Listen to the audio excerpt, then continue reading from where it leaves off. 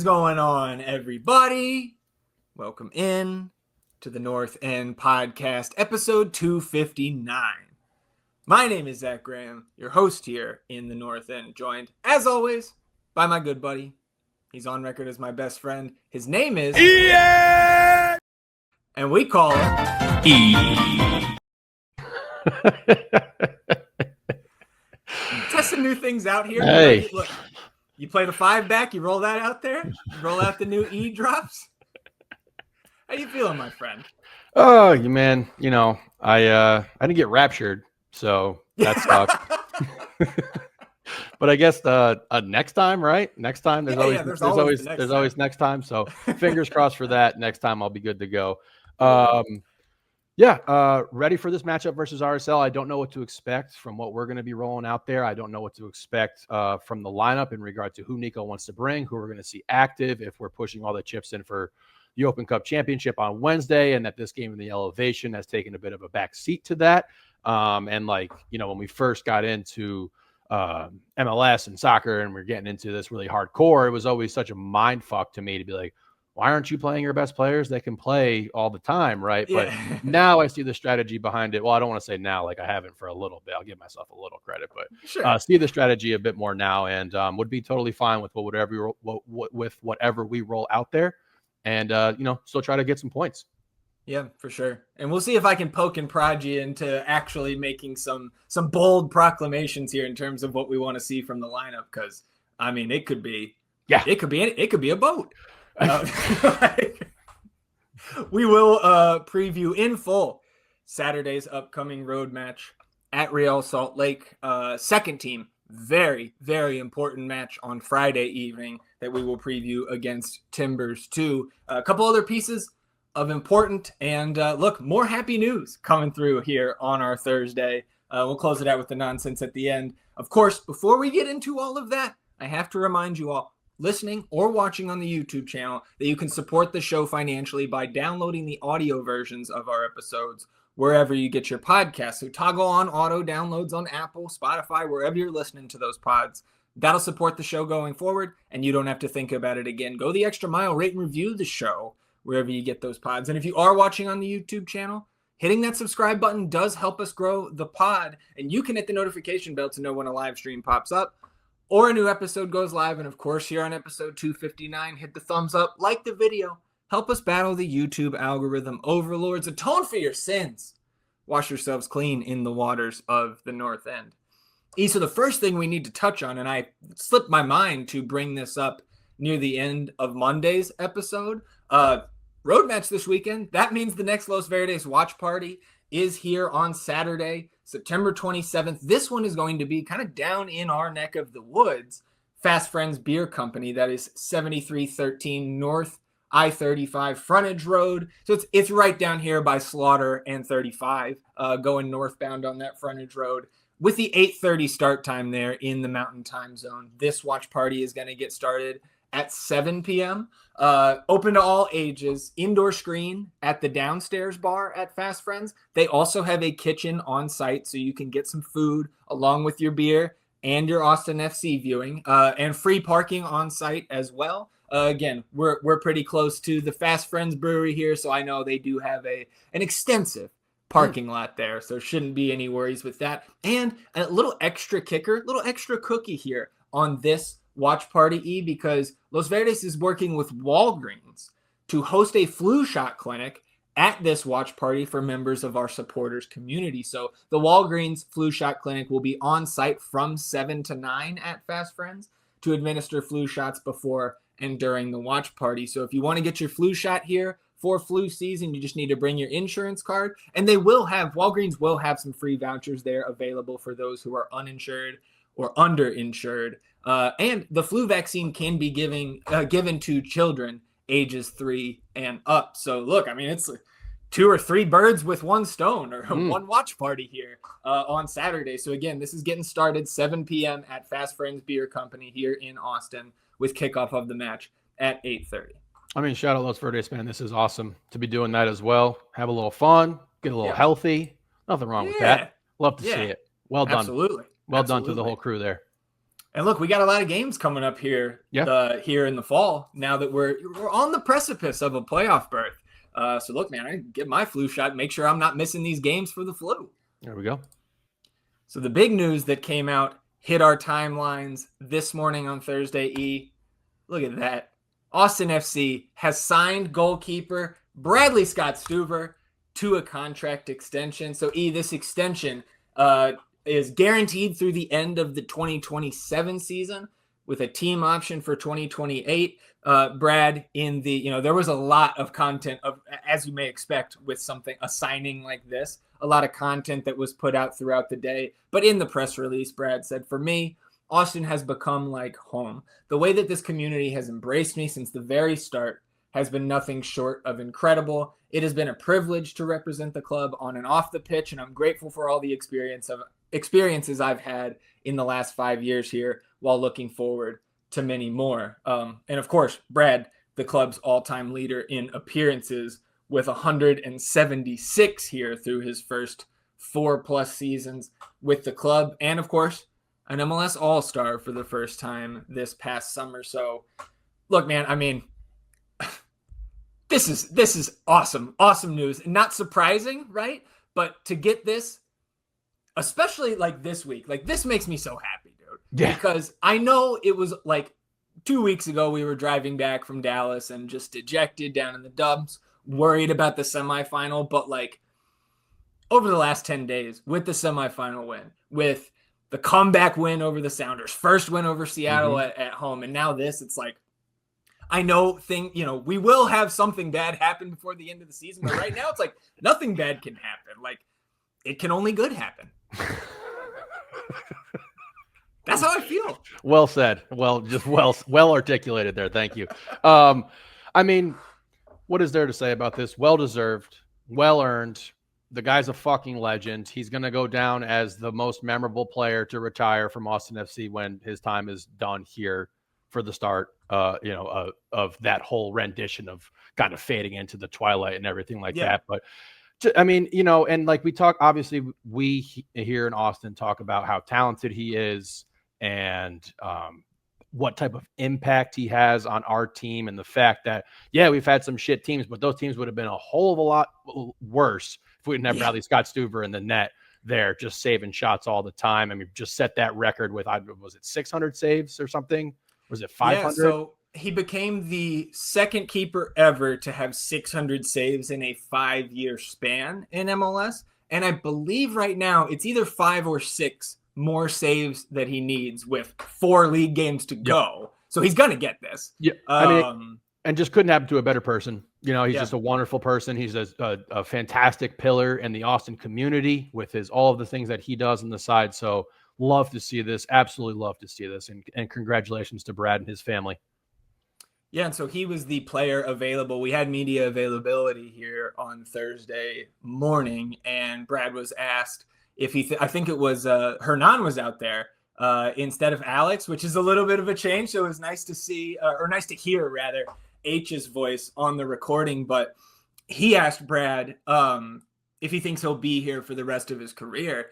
And Stuver said that, of course, he wants to play as long as he can. And all he can do is focus on this current contract extension that he just signed. But he also added that he hoped he would retire with the club and, quote, be a part of the club after as well, which is something that I hadn't really thought of. But, like, we saw Ethan Finley do it. And, like, it would be great. Like, look, dude, but Brad Stuver forever. And I think everybody can get behind that. Absolutely. And I mean, it just goes to say with, like, what I was talking about him being such a good person in this community, that he has really planted his roots here with his family. This is his home. So yes, I hope that he retires here as well. But I think there's a little ways to go with that. Sometimes we were talking about maybe a little, facetiously a fall off for Brad, a little bit of a drop off, but he's elevated his play as of late. And the way that he acts, trains, is a professional. I foresee him getting and juicing the most out of that he can get out of his career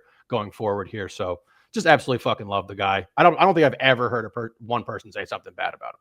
Yeah, no, absolutely. And man, look, I got a bone to pick with Tommy Scoops. We got a Preston Judd contract extension tweet from Tom Bogert. We got one today for Max Arfsten. It's like, when Brad tweet, man. Come on, Tom. Damn, what are you doing? You just doing Kevin Malone today? When Brad tweet. less words, get job done. Yeah, dude. Again, and that's part of this storyline with him. Yeah, right? Seeing right? these Sounders fans just shocked at how talented he is. Being like, yeah, dude, you've been asleep on him this whole fucking time because we're annoying. Like, we're an annoying fan base, but like, it doesn't take away from what this guy does and everything. So let Tommy Scoop stay asleep, man. Yeah, and look, man, it's like you bring up the Sounders fans again.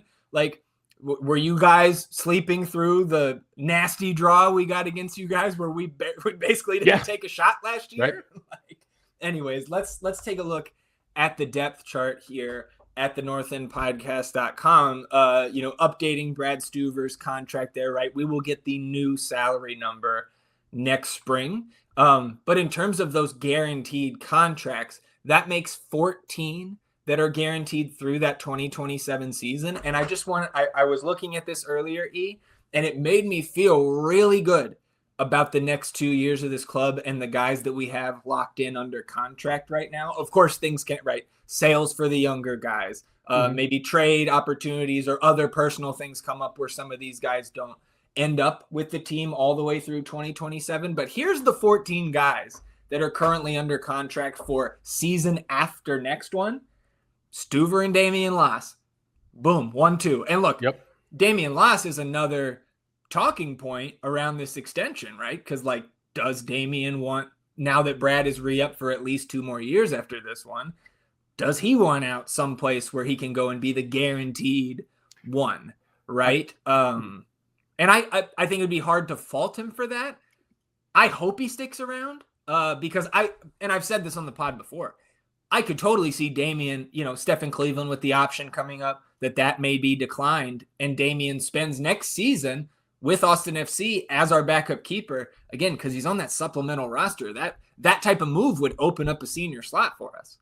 Yeah, I mean, I would love to see Damian be retained, but I understand the talent level that he has, his age. I think he wants a starting shot. We know how competitive that dude is, but you can just look at Brad's career, right, and kind of juxtapose that against a young upcoming keeper and be like, well, Brad only had 13, 20, 31 starts, going back to 2014 before he got his shot here in Austin and ran with it.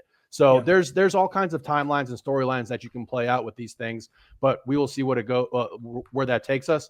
But you like to start right there. Stuver, Lass, Svatak, Djordjevic. I'll let you keep going because that's the next thing as you're seeing it, right? Yeah. You have Dessler and Biru locked in and Svatak and Djordjevic. And again, you need depth pieces around those guys. And some of the pieces that you bring in or that you retain from the current team could cause more of not a positional logjam, but that competition.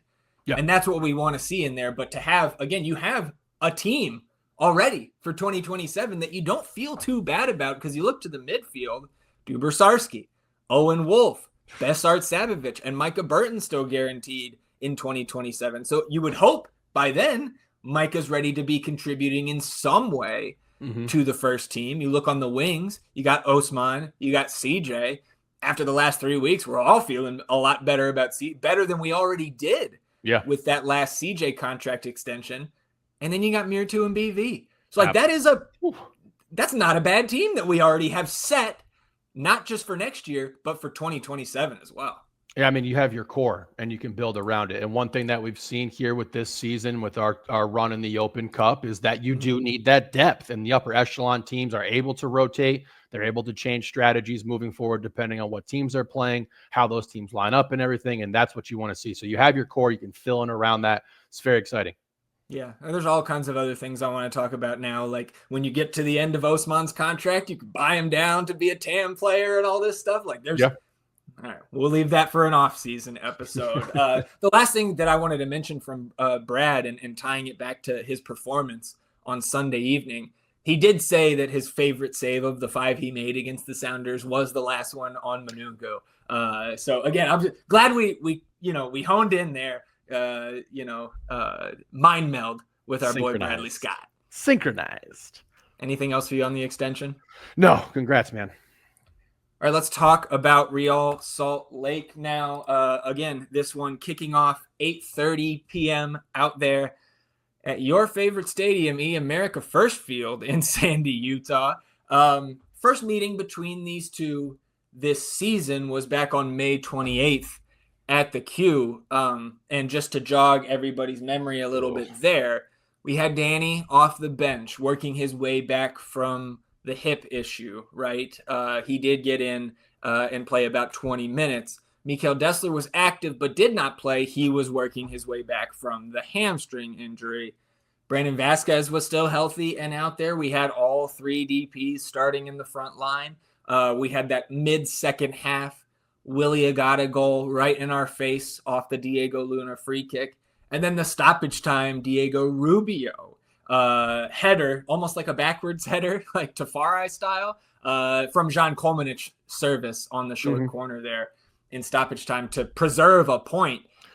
And I remember being so, even with the point that Rubio and Kolmanich were able to save and the team was able to save at the end, I remember being so down after that game. Absolutely miserable. This was a game that we knew that we could win, and you showed very little signs of life throughout the opening portions of this match into the mid portions of this match, and finally get something fortunate happen and go your way to get a point at home. But this was part of the stretch where we were just not collecting points at home, and it was so fucking frustrating.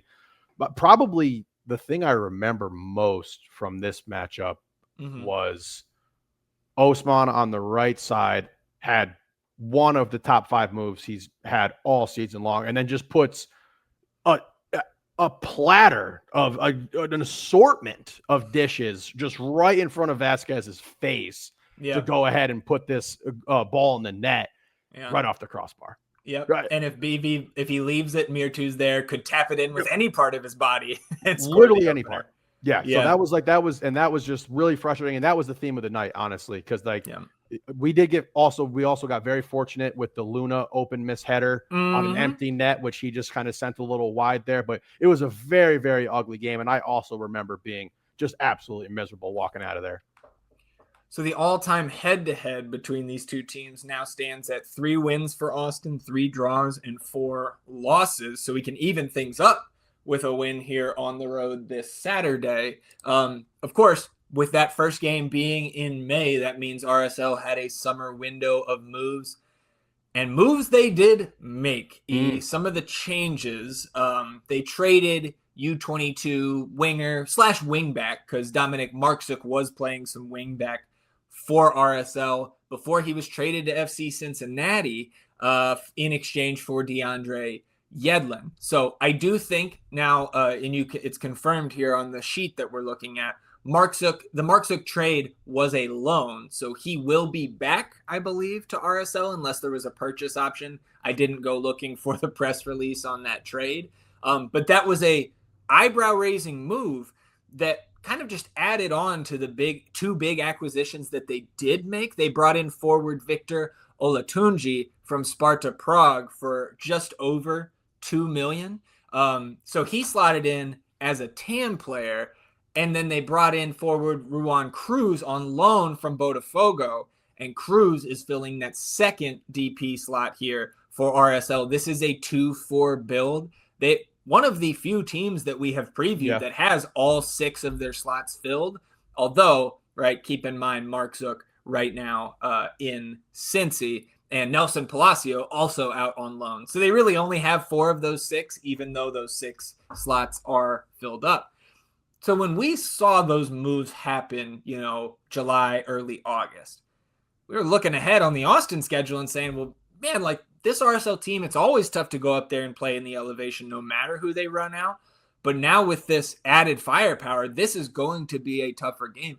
And I still think that is the case, but they're in a very poor run of form here. And I think anybody right now will have a bad time if you have to play LAFC twice in 4 days.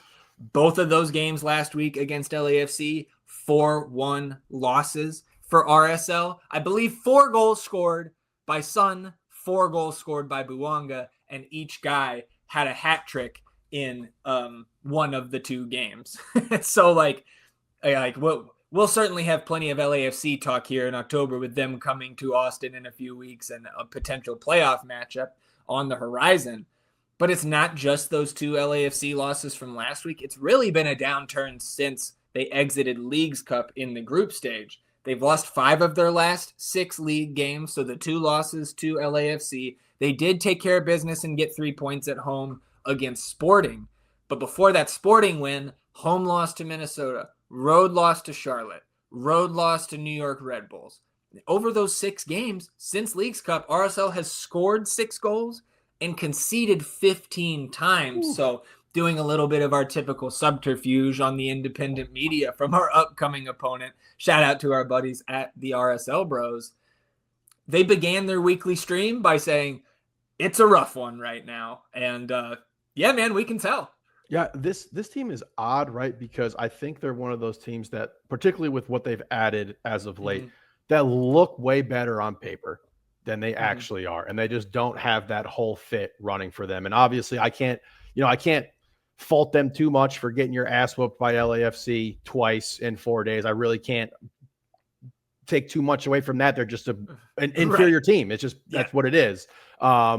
So getting that Sporting win was important. Obviously you dropped to Minnesota, which is a good club, and you lose to Charlotte as well, which is a good team. But, I remember walking away from the game back in May with Austin and just firmly believing we were the better team, despite the result, despite the fact that the game we needed a stoppage time goal to salvage a point. But you look at the way this team is built and everything, and like maybe this is a bit of an illusion because I'm looking at a team that actually has all 6 of their guys filled out, and you would be anticipating getting big production from all of those dudes. But I also just respect the shit out of Diego Luna and everything that he's able to do. His competitive fire is awesome to watch out there, whether it's with the national team or with RSL. The guy's a scrapper and he's a really good player. So like, I think that raises the level of this team a lot, but still they just have some holes, particularly on the defensive side of the ball.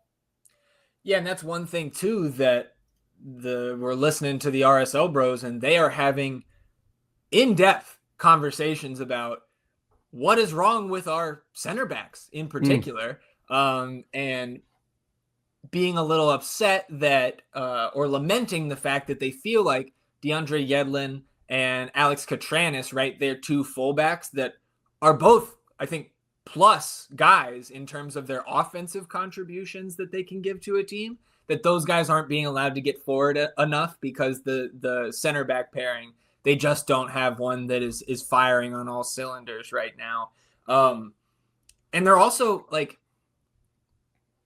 I get the feeling that RSL right now is going through a little bit of what we went through in the first half of the season, bringing those new high caliber pieces in and just not clicking right with Olatunji and Cruz. And Diogo Gonçalves has been in and out of this lineup. I don't know if that is like, there was earlier in the season, I remember he was held out of a game for disciplinary reasons.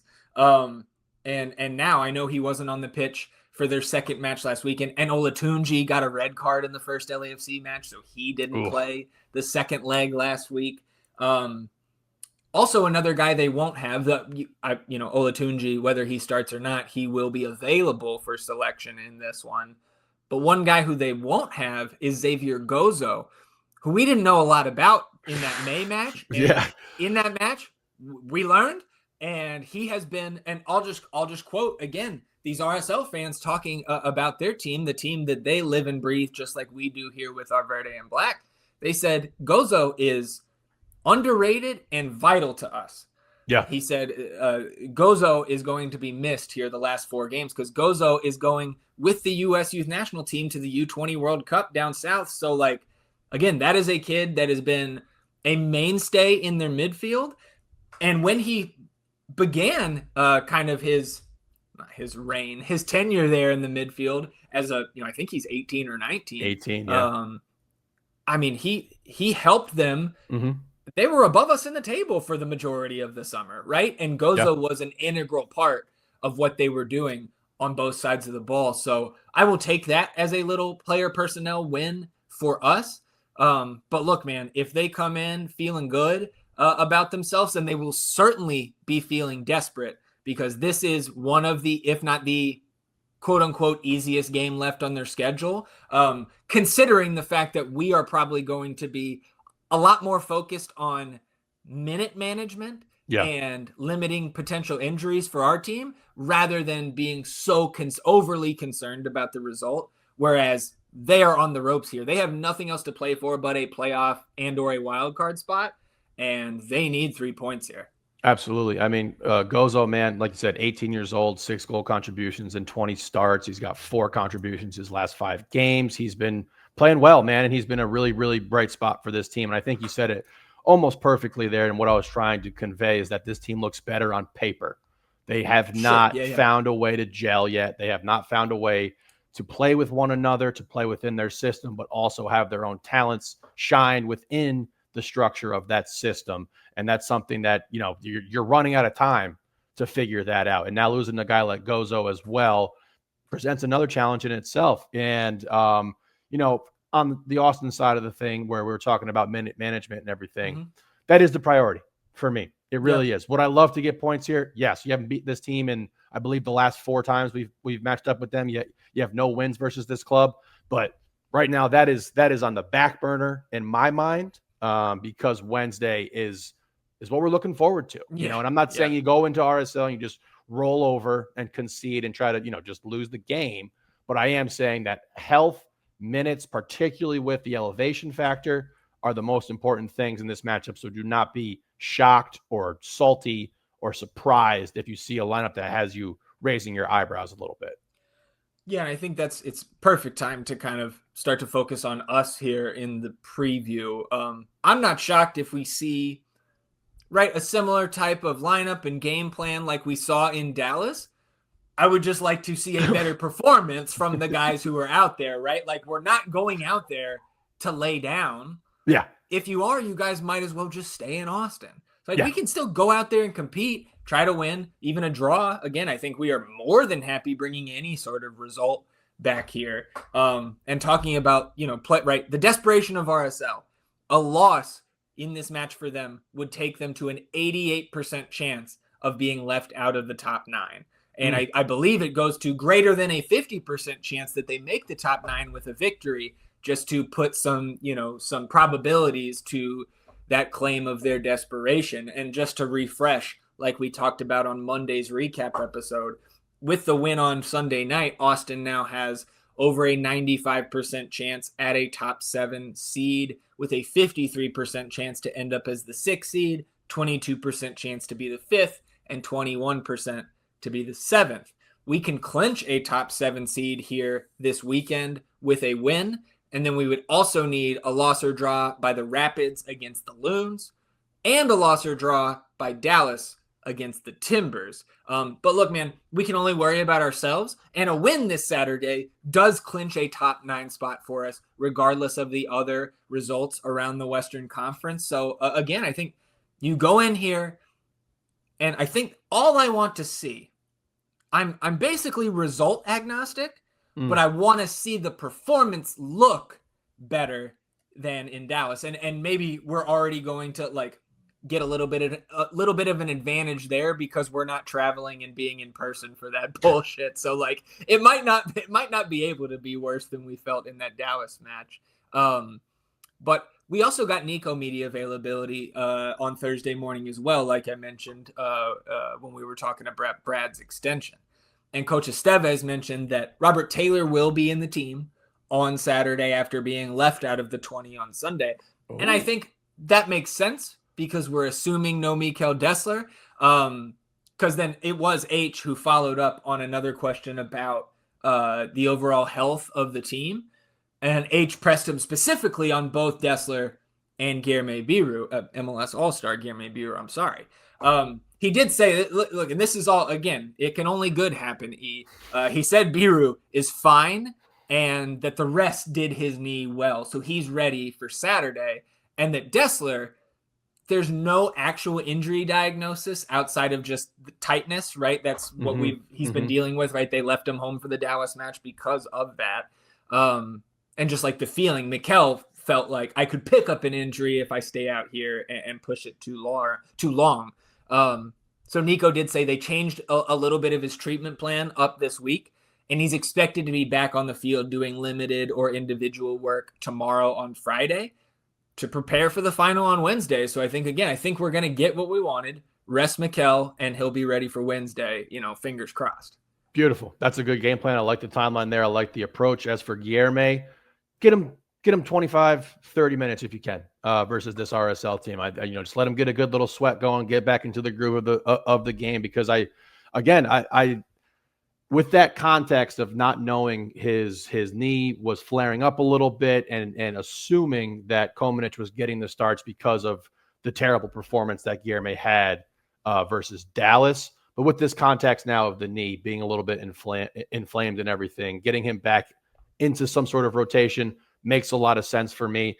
And to your point about like not going in there and laying down and everything. And if you're a guy who doesn't get a lot of minutes or minutes, you're not getting minutes you think you deserve. Or if you're a younger guy on this team, right? And like the whole capacity of a team is everyone working towards a collective goal. And some people are carrying different buckets of water to do that, right? But if you're a guy who isn't getting a lot of time here, or you're a younger guy and you want to contribute to what this team is trying to accomplish this season, you'll have your opportunity here versus this RSL team who is very beatable despite who we roll out there. It's absolutely true that they can be beat despite who we roll out. So you have your opportunity here. I'd like to see some younger guys get some rotation. I'd like to see some younger guys get some minutes. If you can get Irvin up there, I'd be happy to see that. If Mike is available, sure, fantastic. But you have a chance here to put your name, for better or worse, like on that, when they all sign the wall,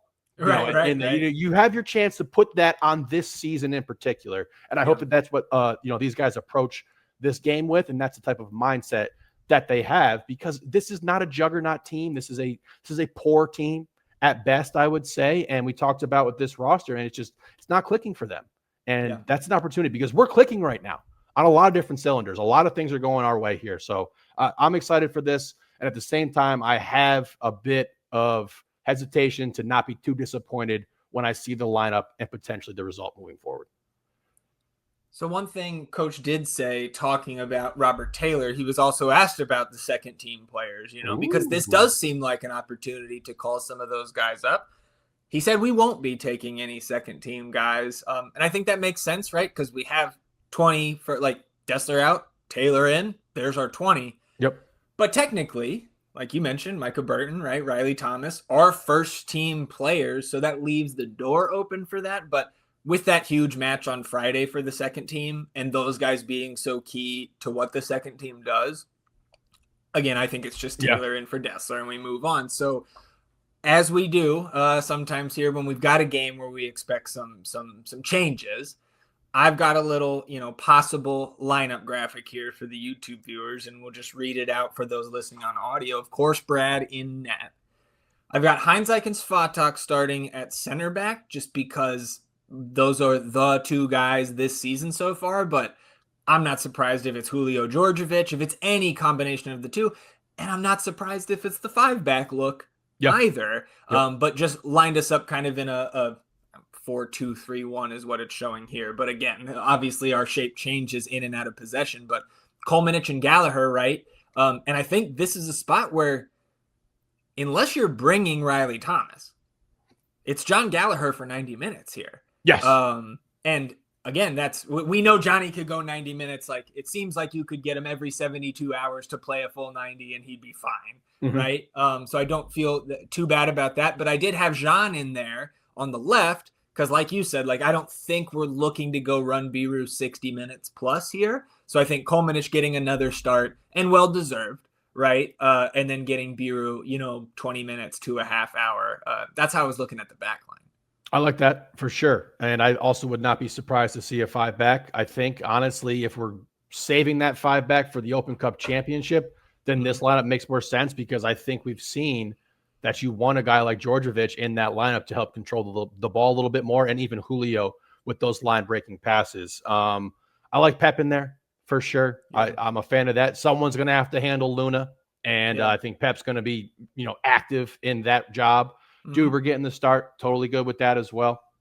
So, and right after I kind of uploaded this for us to take a look at here on the episode, I think Danny should probably come off the bench because he went 120 and then he played 90 last week, if I recall correctly. Maybe he came off late if I'm mistaken there, but I could see Sabovich getting in there for Danny because clearly we want Danny to start the final. Yeah. But we had Book come off the bench, right? So I think Osman can get out there and go 60 to 70. Obi did not play. He should be raring to go. And then I think you rest Diego, old legs, you know, and elevation. So I think you want him to probably start the final. I think it depends on if you're running the 5-back out there or not. And look, man, I think there is no better time to give CJ his first start because we have now gotten to a point where I think we're all on the same page. Even if he starts to cool off in the coming weeks, as in that super sub role, like we can't expect CJ to be leading. He's top 3 in MLS, sandwiched between Messi and Buanga in terms of goals and assists per 90 right now. So that number is going to come down. Yeah. But the next step is because we've never seen him get a start for the first team. The next step is, all right, Siege, we're throwing you out there here for 60 or 70 minutes. How do you adjust to that? That is a different role. Right? Absolutely. It's a different role. You cannot be running around like your hair's on fire like CJ does in that starting role, even if you're not going 90 and being pulled out, mid-second half. So I would like to see that just to get some data for the coaches, for the fans, for CJ himself, right? That is the next step to me in the progression here.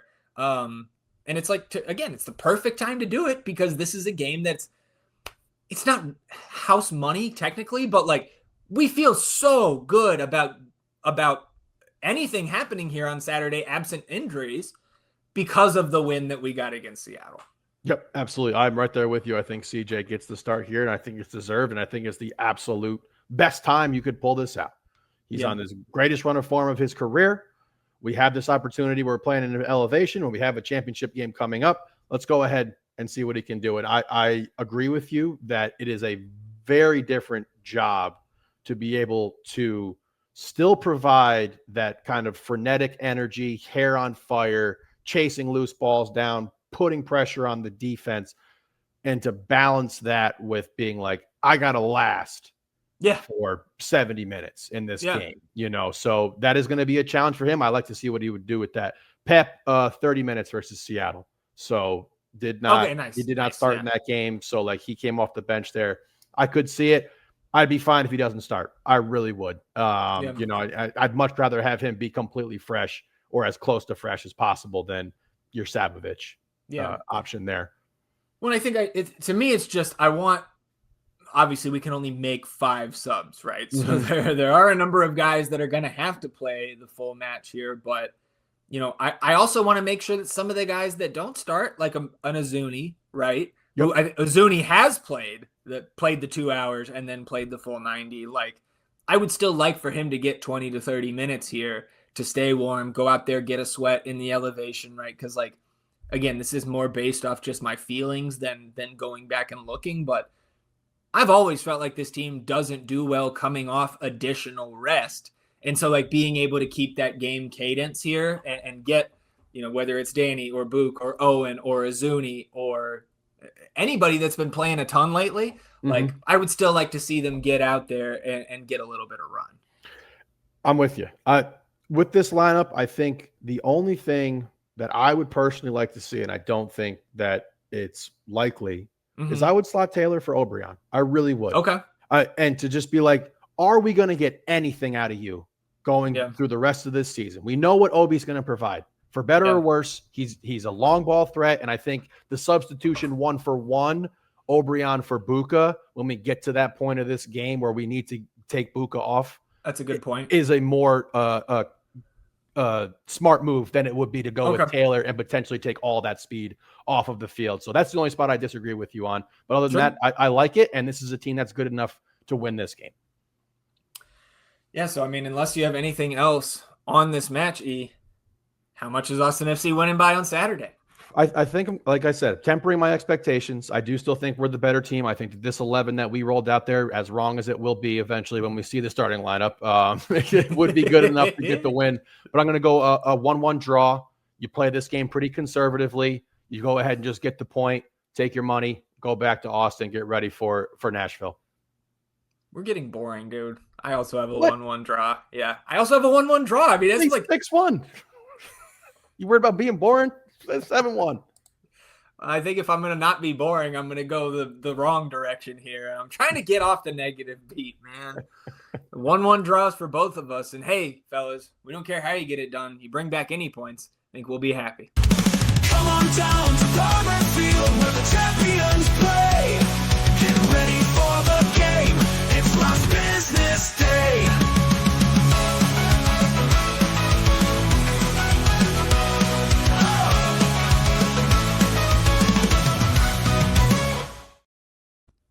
Last business day here on episode 259 of the North End Podcast. And like we mentioned on Monday, like we talked about or touched on at the top of the episode, this is a huge match, the penultimate regular season fixture for Austin FC2 and the final guaranteed home match of the season. So get out there to Parmer if you want to go out there and support these boys in this extremely important match, because you pull up the table here, you see that Austin FC2 tied for 7th, but behind on both the wins tiebreaker and the goal differential tiebreaker here to Loons 2 and Ventura County.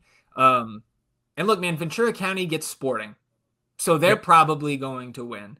And the Loons get the Rapids, so that is a tougher matchup. Mm-hmm. But you also get the Dynamo 1 point behind us. They take on Tacoma next, and we know Tacoma is second to last in the standings. So this is, and again, our last match is on the road at the second place, the Town. So we pulled the lever, I think, on Monday for this game. So just for good measure, I will pull it again just to make sure everybody understands that this is a must-win game. All-time head-to-head between these two Next Pro sides.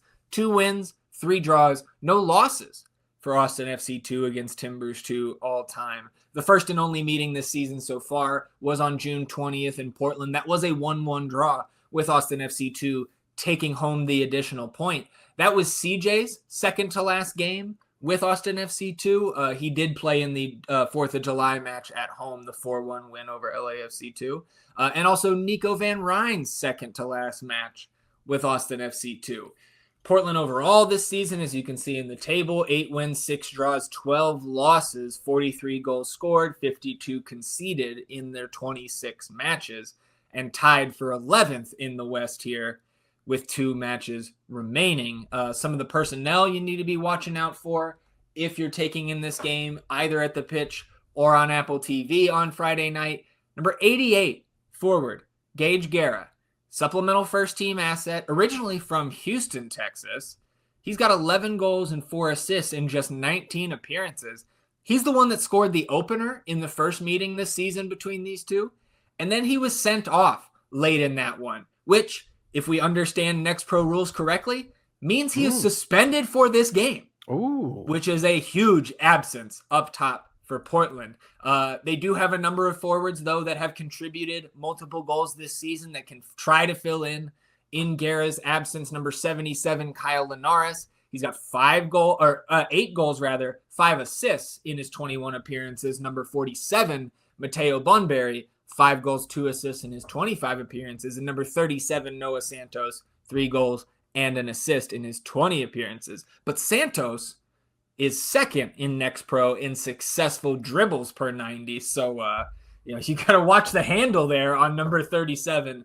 Santos, as a team, they are dead middle of the pack, 16th in possession, but just 27th in touches in the opposition box, 27th in corner kicks, and with those have still generated the 12th most big chances in Next Pro. So this is a team that can strike quickly, can create a big chance out of seemingly nothing. And as you heard, right, with the 52 goals conceded in 26 matches, only 3 clean sheets kept this season. So, again, a very winnable game, especially at home. I mean, if you want to make the playoffs, you have to get this one. It has to happen. You're going to have a tough matchup with the Town after that. Don't want to get too far ahead of ourselves, but this is a game that is winnable, and you have to get. And it'd be a nice way if you could win this game and still not make the playoffs with the way this plays out.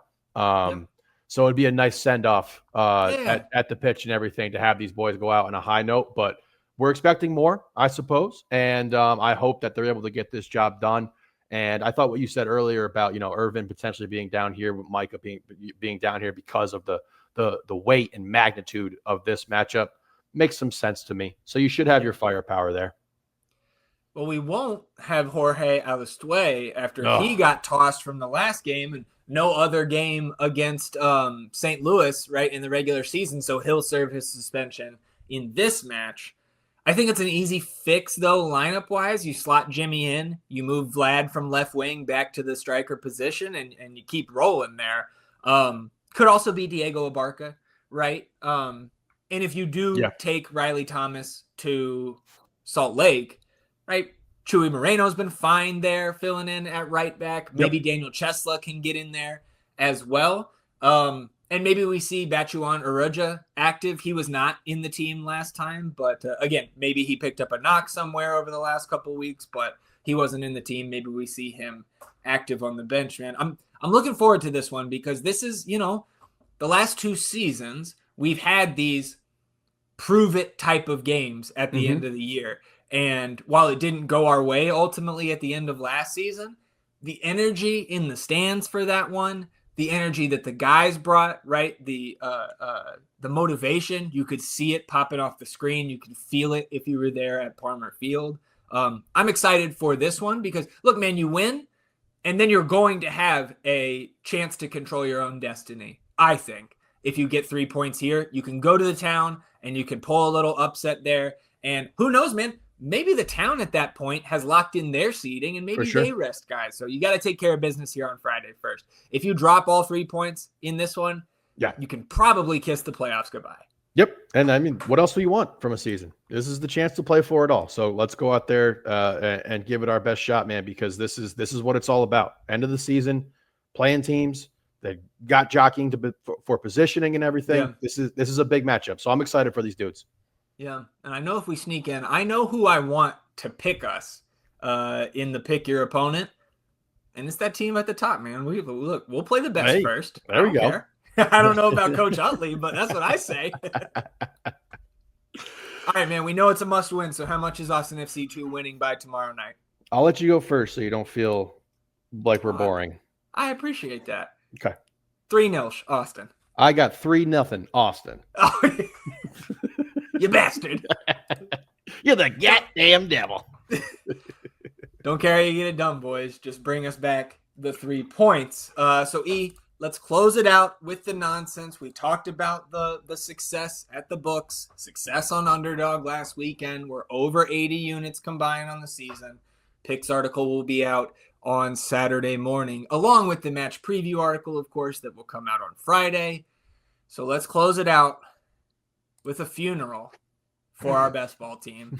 And that's not because we got outscored by 5 by We Are Austin last week. So we are now in second, 4 points back. It's not because David at SoccerWise got 71 and is only 12 points behind us. It's certainly not because the Verde Pendant put up a 72 and is now only down by 85 to 5th place Moon Tower Soccer.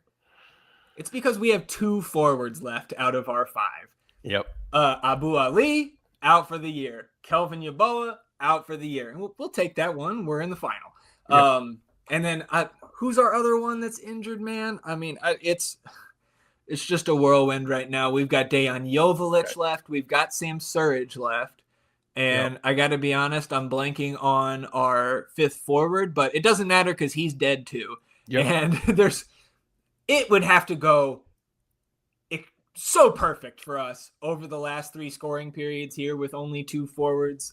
So look, man, it was a good run, but I don't think we're getting it done this year. I also do not think that we're going to get the job done this year. And it's just crazy that the 3 substantial injuries were all at the forward position. in I best know. ball. and all within like 10 days of each Yeah. other, I feel like. Yep. Leo Campana. Campana gets hurt with fucking Ecuador, man. Yep. Like, not And even playing for our best ball team. We were so excited to get Abdul Ali too, and I like know. have him in the fold there and everything. But And he's been scoring. That's back-to-back games with goals. It's fucking good, man. All right. Well, we will be back with another best ball update, of course, next week. But I think that will close us out here today, E, on a fairly abbreviated, relative to our normal episodes, abbreviated episode of the North End Podcast. Anything else for you before we shut it down? No, sir. Let's do this. All right, everybody. We appreciate you tuning in, sticking with us here on episode 259 of the North End Podcast. We are back on Sunday, recapping the first team's trip out to Salt Lake, recapping the second team's match against Timbers 2, previewing the U.S. Open Cup final for Wednesday, and talking about everything else that happens in the Austin FC universe between now and then. Enjoy the rest of your week, everybody. We'll do the same. We'll see you back here on Sunday for another episode. Until then, he's E, and I'm Zach. Vamos Austin FC, everybody. Goodbye.